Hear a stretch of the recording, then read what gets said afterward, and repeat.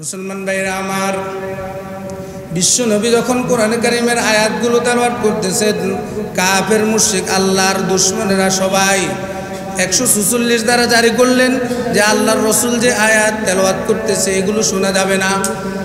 وقال الذين كفروا لا تسمعوا لهذا القرآن والغوا فيه لعلكم تغلبون।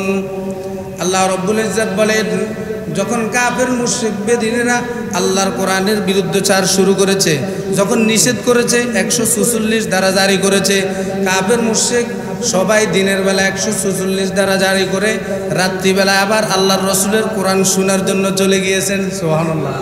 একদিন রাত্রিবেলায় উতবা, সাইবা, মুক্কার আল্লাহর সমস্ত দুশমনেরা রাত্রিবেলায় রাসূলের তেলাওয়াত শোনার জন্য গিয়ে মসজিদের পাশে দিয়ে দাঁড়িয়ে আছেন, আর রাসূল সুন্দর করে তেলাওয়াত করতেছেন। এমন এমন আয়াত আছে, রাসূল বলতেছেন, মনে হয় কাফেররা শুনতেছে, কাফেরদেরকে উদ্দেশ্য করে আল্লাহ বলতেছেন। সুবহানাল্লাহ বলেন। এমন এমন আয়াত রাসূলের মুখ দিয়ে বের হচ্ছে, কাফেররা মসজিদের পাশ থেকে একজন একজনের হাত ধরে বলতেছে, কি রে, কথাটা তো এগুলো আমাদেরকে বলতেছে, আর আমরা যে এই মুহূর্তে অন্ধকারে এসে মসজিদের পাশে দাঁড়িয়েছি, এ কেমনে জানে? একজন বলতেছে, বড় জাদুকর, মুহাম্মদের মতো জাদুকর এই জমিনে আর নাই। বলেন না। অথচ 146 দ্বারা জারি করে গোটা পৃথিবীর সমস্ত মানুষকে বলে দিয়েছেন, কেউ যেন মক্কার এমন পাগল আছে তার তেলাওয়াতগুলো না শুনে। এটা 46 দ্বারা দিনে জারি করলেন, আর রাত্রিবেলায় আল্লাহর কোরআন শোনার জন্য কাফেররা হাজির। রাত্রিবেলায় অন্ধকারে যাওয়ার সময় একজন একজনের শরীরে ধাক্কা খায়, জিজ্ঞেস করে, তুমি কে? বলে, আমি উতবা। তুমি কে? আমি সাহেবা। দিনের বেলা না, তোমরা 46 দ্বারা জারি করলে কেউ কোরআন শুনতে পারবে না, রাত্রিবেলা কেন শুনতে আসলা? কাফেররা একযোগে বলতেছে, এমন কোরআন শুনলেও লাভ, এমন কোরআন শুনলেও অন্তর শান্ত হয়ে যায়। আমাদের মুহাম্মদ কি পড়ে আমরা বুঝি না, তবে সে যা পড়ে তাই শুনতে ভালো লাগে। কাফেররা সবাই একসাথ হয়ে কোরআনের ব্যাপারে চ্যালেঞ্জ নেওয়ার জন্য এসেছে, আর আল্লাহ নিজেও চ্যালেঞ্জ দিয়ে দিচ্ছেন। আল্লাহ বলেন, ওয়া ইন কুনতুম ফি রাইবিম মিম্মা নাযালনা আলা আবদিনা ফাতু বিসূরাতিম মিন মিসলিহি। হে রাসূল, আপনি বলে দেন এদেরকে, যারা কোরআন মিথ্যা বলে এবং কি যারা কোরআনের বিরুদ্ধচার করে, তাদেরকে একটু ডেকে বলে দেন, তারা যেন কোরআনের 6666 114টি সূরার মতো ছোট্ট একটি সূরা আবৃত্তি করে দেখাতে বলেন তাদেরকে। রাসূল সবাইকে ডেকে ডেকে বলেন, আসো আসো, কোরআনকে মিথ্যা বলো তো কোরআনের মতো একটি সূরা আবৃত্তি করে দেখাও। কারণ মক্কার মানুষরা ছিল আরবি ভাষায় পণ্ডিত। এবারে কাফেররা একসাথে হয়ে বলে, কোরআনের মতো আমরা একটি সূরা আবৃত্তি করে দেখাবো। সূরা ইখলাস ধরেছে, দেখছে এই আয়াতের এই আয়াত এদিক থেকে সেদিক করলে অর্থে বেশ কম, ব্যাকরণে বেশ কম, কোনোভাবে মিলানো যায় না। সবচেয়ে ছোটো সূরা নিয়ে চ্যালেঞ্জ দিয়েছেন, তারা সেটাও পারে না। কয়েকদিন ঘুরে ঘাড়ে এসে আবার সামনে এসে দাঁড়ালেন। বিশ্বনবী বলেন, পড়ো তোমরা, তোমাদের যে সূরা আবৃত্তি করে দেখাবে। অনেক চেষ্টার পরে পারে নাই। আল্লাহর পক্ষ থেকে ঘোষণা এসেছে, ফাইল্লাম তাফআলু ওয়া লান তাফআলু, শুনে রাখো, তোমরা তো পারো নাই, কিয়ামত পর্যন্ত তোমাদের মতো যত কাফের মুশরিক আসবে তারাও পারবে না। সুবহানাল্লাহ। সেই আয়াতের মধ্যে আমাদেরকে বলেন, ওয়ামান আ'রাদা আন যিকরি ফাইন্না লাহু মাঈশাতান দনকা ومن أعرض عن ذكري فإن له معيشة ضنكا ونحشره يوم القيامة أعمى। আল্লাহ বলেন, শুনে রাখো ভালো করে, যে ব্যক্তি আমার স্মরণ থেকে গাফেল হয়ে যাবে তার জীবনকে আমি সংকীর্ণ করে দেব। বলেন নাউজুবিল্লাহ। সংকীর্ণ করে দেওয়া এর বাংলা অর্থ বিশ্লেষণ হচ্ছে, তার অভাব দূর হবে না। তার কি দূর হবে না? পৃথিবীর সমস্ত মানুষ আত্মার দিক থেকে অভাবী, সে যেই ধর্মেরই হোক, যে গোত্রেরই হোক, সাদা হোক কালো হোক।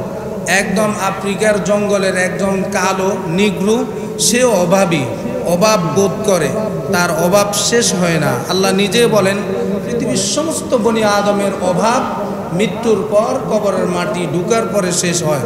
ঘোষণাকার জোরে বলেন আল্লাহ। অকৃতজ্ঞ আল্লাহর নাশুকরির বান্দার অভাব কখনো শেষ হয় না, ঘোষণা আল্লাহ। আমরা পড়েছি 30 নং পারা সূরাতুত তাকাসুরে, আল্লাকুমুত তাকাসুর। বলেন তো, জোরে বলেন, জোরে জোরে বলেন। পড়লে দুইটা লাভ হবে, একটা হলো আয়াতটা শুদ্ধ হয়ে যাবে, দ্বিতীয়টা হলো এই আয়াত আল্লাহ কি বলেছেন আমাদেরকে, শুধু আমাদেরকে নয়, গোটা পৃথিবীর মধ্যে যত ধর্মগ্রন্থের অনুসারী আছে, গোটা পৃথিবীতে যত মানব জাতি আছে, সমস্ত মানব জাতিকে আল্লাহ বলতেছেন, আল্লাকুমুত তাকাসুর হাত্তা যুরতুমুল মাকাবির কাল্লা সাউফা তা'লামুন সুম্মা কাল্লা সাউফা তা'লামুন কাল্লা লাউ তা'লামুনা ইলমাল ইয়াকিন লাতারাউন্নাল জাহিম সুম্মা লাতারাউন্নাহা আইনাল ইয়াকিন সুম্মা লাতুসআলুন্না ইয়াওমাইযিন আনিন নাঈম। আয়াতগুলো পরিচিত না অপরিচিত? জোরে বলেন। আয়াতের সাথে অপরিচিত হলে মৃত্যুর পর ফেরেশতারাও আপনার অপরিচিত হবে, আয়াতের সাথে অপরিচিত হলে মৃত্যুর পর রাসূলও অপরিচিত হবে, আল্লাহ অপরিচিত হবে। বলেন নাউযুবিল্লাহ। অন্তত পক্ষে একজন মুসলমান ইমানদার দাবিদার অন্তত পক্ষে 30 নং পারার শেষ অংশের সূরাগুলো মুখস্থ করার দরকার আছে। আল্লাহ রাব্বুল ইজ্জত বলেন, আল্লাকুমুত তাকাসুর হাত্তা যুরতুমুল মাকাবির। ধনবল এবং জনবলের বাড়াবাড়ি তোমাদেরকে কবর থেকে বিমুখ করে রেখেছেন, মানে কবর থেকে, মৃত্যুর পরবর্তী জীবন থেকে তোমাদেরকে দুইটা জিনিস গাফেল করে রেখেছে। একটা হলো ধনবল, আর একটা হলো জনবল। বলেন, একটা হলে ধনবল মানে সম্পদ, সম্পদ তোমাদেরকে আখিরাত থেকে গাফেল করে রেখেছেন। ঘোষণা কার? একটু জোরে বলেন। আর একটা হলো জনবল, তোমার শক্তি আছে, তোমার ডাইনে নেতা কর্মী আছে, বামে আছে, সামনে আছে, পিছনে আছে, তোমার কাছে মামু আছে, আছে না নাই? এই সমস্ত জনবল তোমাকে আখিরাত থেকে বিমুখ করে রেখেছেন। ঘোষণা কার? আল্লাহ। আল্লাহ রাব্বুল ইজ্জত যে যে কথাগুলো বলে গিয়েছেন, আমরা নিজেকে যত জ্ঞানী মনে করি, যত গুণী মনে করি, আল্লাহর জ্ঞানের কাছে আমাদের জ্ঞান একেবারেই সামান্য। সাগরের কোটি কোটি মিলিয়ন ট্রিলিয়ন সমুদ্রের পানির ফেনা, এগুলোর তুলনায় যদি একটা সুঁয়ের আঘাত কিছু উঠানো হয়, এই সুঁয়ের আঘাতে যা পানি উঠবে, এই পানি গোটা পৃথিবীর সমস্ত মানুষের জ্ঞান, আর পুরো সাগর থেকে কোটি কোটি গুণ বেশি জ্ঞান হলো কার? সেই রব্বুল আলামিন বলেন, তোমাদেরকে কবর থেকে যেই জিনিসটি, যেই জিনিসগুলো তোমাদেরকে কবর থেকে দূরে সরে রেখেছে, সন্তান বেশি আছে, অথবা সন্তান আছে, ঘরের মানুষ আছে, অথবা পরিবারের মানুষ আছে, অথবা আত্মীয় স্বজন বেশি আছে, এরা তোমাদেরকে কবর থেকে বিমুখ করে রেখেছে। টাকা পয়সা যার যে অবস্থানে এসেছে, সেই অবস্থান থেকে আরও বেশি চায়, আরও বেশি চায়। এই যে আরও বলতে বলতে একটা সময় চলে আসে, আরোর শেষ হয় না, কিন্তু সময়টা চলে আসে। সেই সময়টার নাম কি?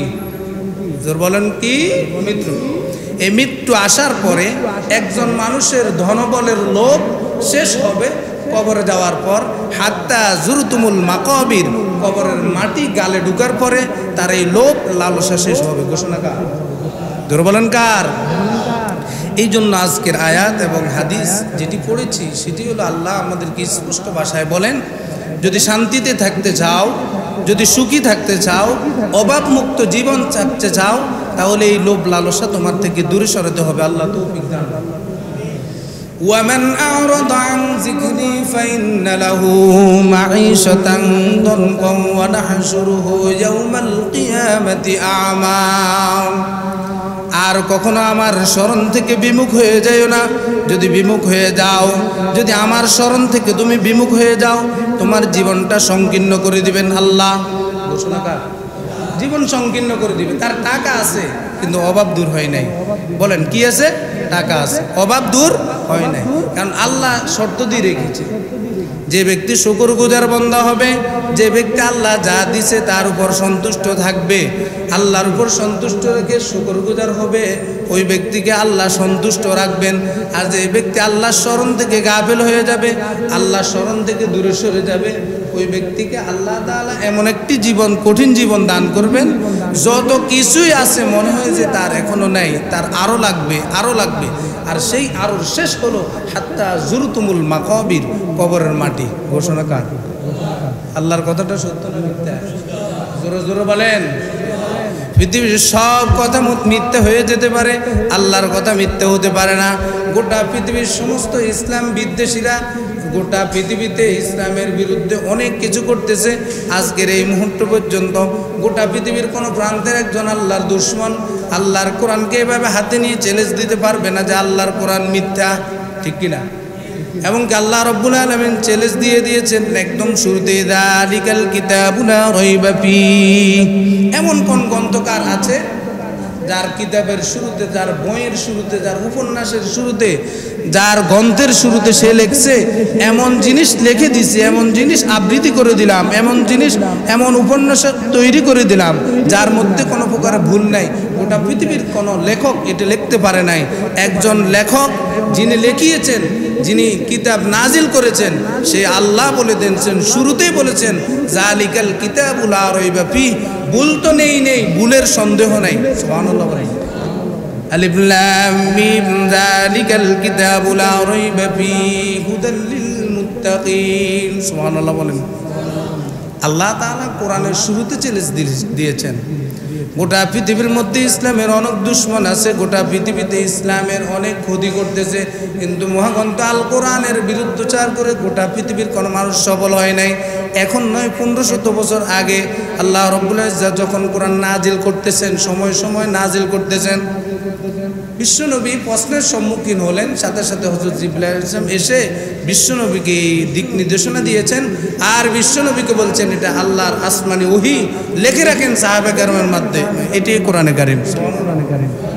23 বছর জিন্দেগিতে যখন যেই প্রশ্নের সম্মুখীন হয়েছেন, বিশ্বনবী একটু চুপ করে রইলেন, সাথে সাথে আসমান থেকে আল্লাহর পক্ষ থেকে পয়গাম চলে এসেছে। এটাই কোরআনে কারীম। মুসলমান ভাইরা আমার, বিশ্বনবী যখন কোরআনে কারীমের আয়াতগুলো তেলাওয়াত করতেছেন, কাফের মুশরিক আল্লাহর দুশমনেরা সবাই 146 দ্বারা জারি করলেন যে আল্লাহর রাসূল যে আয়াত তেলাওয়াত করতেছে এগুলো শোনা যাবে না। وقال الذين كفروا لا تسمعوا لهذا القرآن والغوا فيه لعلكم تغلبون। আল্লাহ রাব্বুল ইজ্জত বলেন, যখন কাফের মুশরিক বেদিনেরা আল্লাহর কোরআনের বিরুদ্ধচার শুরু করেছে, যখন নিষেধ করেছে, 146 দ্বারা জারি করেছে, কাফের মুশরিক সবাই দিনের বেলা 146 দ্বারা জারি করে রাত্রিবেলা আবার আল্লাহর রাসূলের কোরআন শোনার জন্য চলে গিয়েছেন। সুবহানাল্লাহ। একদিন রাত্রিবেলায় উতবা, সাইবা, মুক্কার আল্লাহর সমস্ত দুশমনেরা রাত্রিবেলায় রাসূলের তেলাওয়াত শোনার জন্য গিয়ে মসজিদের পাশে দিয়ে দাঁড়িয়ে আছেন, আর রাসূল সুন্দর করে তেলাওয়াত করতেছেন। এমন এমন আয়াত আছে, রাসূল বলতেছেন, মনে হয় কাফেররা শুনতেছে, কাফেরদেরকে উদ্দেশ্য করে আল্লাহ বলতেছেন। সুবহানাল্লাহ বলেন। এমন এমন আয়াত রাসূলের মুখ দিয়ে বের হচ্ছে, কাফেররা মসজিদের পাশ থেকে একজন একজনের হাত ধরে বলতেছে, কি রে, কথাটা তো এগুলো আমাদেরকে বলতেছে, আর আমরা যে এই মুহূর্তে অন্ধকারে এসে মসজিদের পাশে দাঁড়িয়েছি, এ কেমনে জানে? একজন বলতেছে বড় জাদুকর, মুহাম্মদের মতো জাদুকর এই জমিনে আর নাই। বলেন না। অথচ 146 দ্বারা জারি করে গোটা পৃথিবীর সমস্ত মানুষকে বলে দিয়েছেন, কেউ যেন মক্কার এমন পাগল আছে তার তেলাওয়াতগুলো না শুনে। এটা 46 দ্বারা দিনে জারি করলেন, আর রাত্রিবেলায় আল্লাহর কোরআন শোনার জন্য কাফেররা হাজির। রাত্রিবেলায় অন্ধকারে যাওয়ার সময় একজন একজনের শরীরে ধাক্কা খায়, জিজ্ঞেস করে তুমি কে? বলে আমি উতবা। তুমি কে? আমি সাহেবা। দিনের বেলা না, তোমরা 46 দ্বারা জারি করলে কেউ কোরআন শুনতে পারবে না, রাত্রিবেলা কেন শুনতে আসলা? কাফেররা একযোগে বলতেছে, এমন কোরআন শুনলেও লাভ, এমন কোরআন শুনলেও অন্তর শান্ত হয়ে যায়। আমাদের মুহাম্মদ কি পড়ে আমরা বুঝি না, তবে সে যা পড়ে তাই শুনতে ভালো লাগে।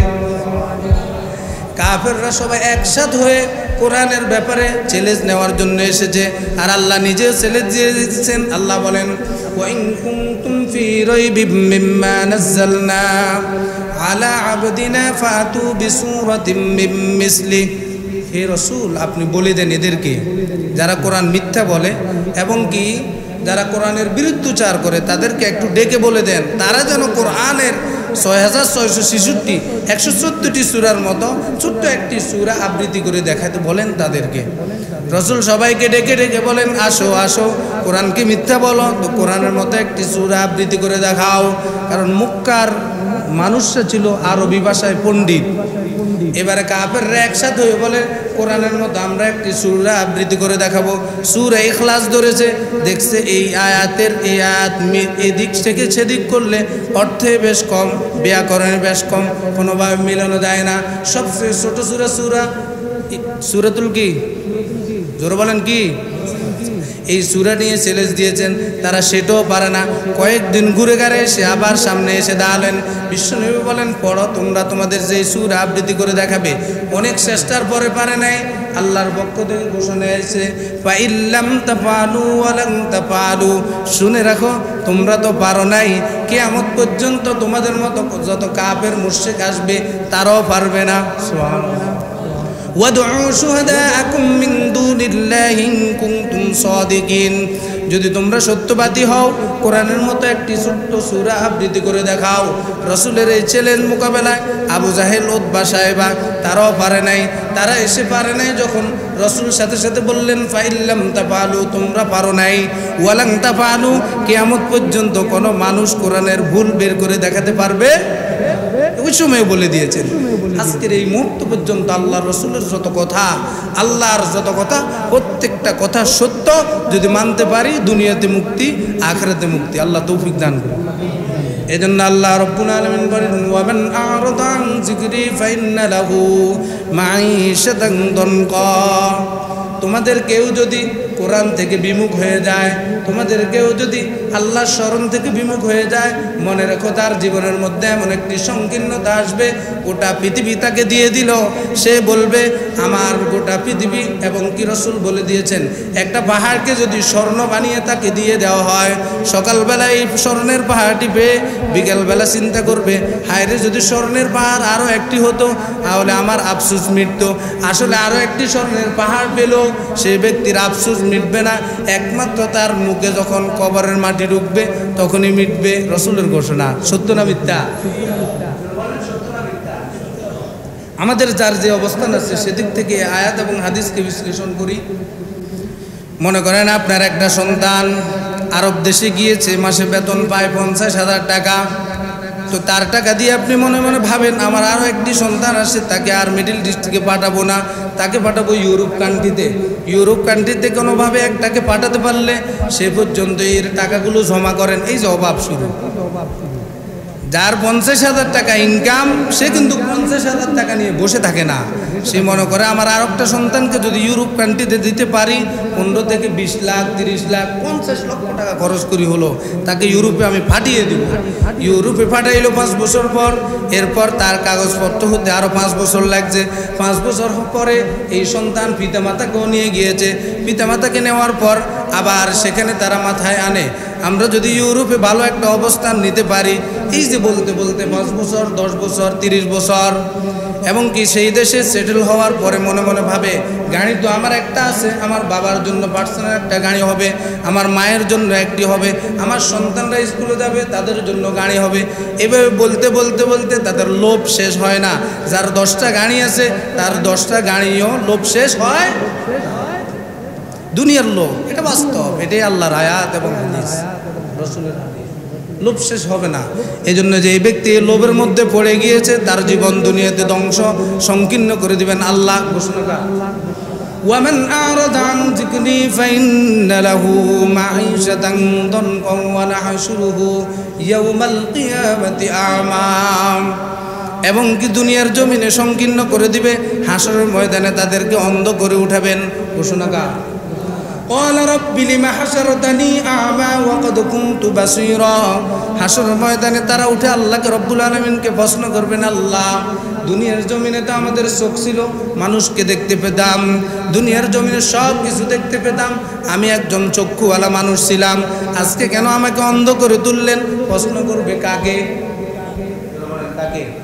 আল্লাহর আয়াত, সূরাত তাহা 16 নং পারা। এই আয়াতগুলোতে আপনি পড়ে দেখেন, ওয়ামান আ'রাদা আন যিকরি ফাইন্না লাহু মাঈশাতান দানকা ওয়া নাহশুরুহু ইয়াওমাল কিয়ামাতি আ'মা। যে ব্যক্তি আল্লাহর আয়াত শুনে এবং কি আল্লাহর শুকরগুজার বন্ধ হয় নাই, আল্লাহ থেকে বিমুখ হয়ে গিয়েছে, আল্লাহ রাব্বুল আলামিন বলেন ওই ব্যক্তিকে হাসর ময়দানে অন্ধ করে উঠানো হবে। তখন সে আমাকে প্রশ্ন করবে, ক্বালা রাব্বি লিমা হাসারতানি আ'মা ওয়া ক্বাদ কুনতু বাসীরা। রব্বুল আলামিন আজকে আমাকে অন্ধ করে উঠালেন, আমি তো চক্ষুওয়ালা ছিলাম, আমি তো দুনিয়ার জন্য দেখতাম। আল্লাহ রব্বুল আলামিন বললেন, ক্বালা কাযালিকা আতাতকা আয়াতুনা ফানাসিতাহা ওয়া কাযালিকাল ইয়াওমা তুনসা। রব্বুল আলামিন বলেন, দুনিয়ার জমিনে আমার সব কিছু দেখে শুনে চোখ দিয়ে সব কিছু দেখেছ, কিন্তু বুঝার জন্য চেষ্টা করো নাই, এই কান দিয়ে শুনছ, অনুভব করো নাই, এই জন্য তোমাকে আজকে অন্ধ করে উঠানো হয়েছে। ঘোষণা কার? যারা বলেন কার? আল্লাহ। প্রশ্ন করবে, আল্লাহ দুনিয়ার জমিতে চোখ দিয়ে একজন স্বয়ং সম্পূর্ণ মানুষ হিসেবে প্রেরণ করলেন, আজকে চোখে কেন দেখি না? আল্লাহ বলবেন, ওই যে আমার জিকির থেকে গাফেল হয়ে গিয়েছ, ওই যে আমার আয়াত থেকে গাফেল হয়ে গিয়েছ, ওই যে নামাজ থেকে গাফেল হয়ে গিয়েছ, ওই যে আমার ইবাদত থেকে দূরে সরে গিয়েছ, আজকে অন্ধ করে হাসর ময়দানে উঠিয়ে তোমাকে আমি বুঝিয়ে দিলাম দুনিয়ার জমিনে চোখ থাকার পরও যেন চোখ ব্যবহার করে নাই, এজন্য তোমাকে আজকে অন্ধ করে উঠালাম। নাউযুবিল্লাহ। قال رب لم حشرتني أعمى وقد كنت بصيرا قال كذلك أتتك آياتنا فنسيتها وكذلك اليوم تنسى। এজন্য আল্লাহর এই আয়াত অনুযায়ী আমল যদি করতে হয়, আল্লাহর এই আয়াত অনুযায়ী যদি আমরা বুঝতে হয়, তাহলে আমাদেরকে শুকরগুজার বান্দা হতে হবে, লোভ লালসা ছেড়ে দিতে হবে। দান করুন। একটু জোরে বলেন না, যে যে অবস্থানে আছে সেই অবস্থানে শুকর করবো কার? আল্লাহ। অল্প আছে এটাতে যে তুষ্ট, ওই ব্যক্তিকে আল্লাহ অভাব মুক্ত জীবন দান করবে। আর যে ব্যক্তি আরো আরো লাগবে বলবে, আরো লাগবে বলবে, যতজন মানুষ, সমস্ত মানুষ দুনিয়ার জমিনে অভাবী থাকবে। এজন্য যার যে যে জিনিস আছে, যাই আছে, তার উপর সন্তুষ্ট।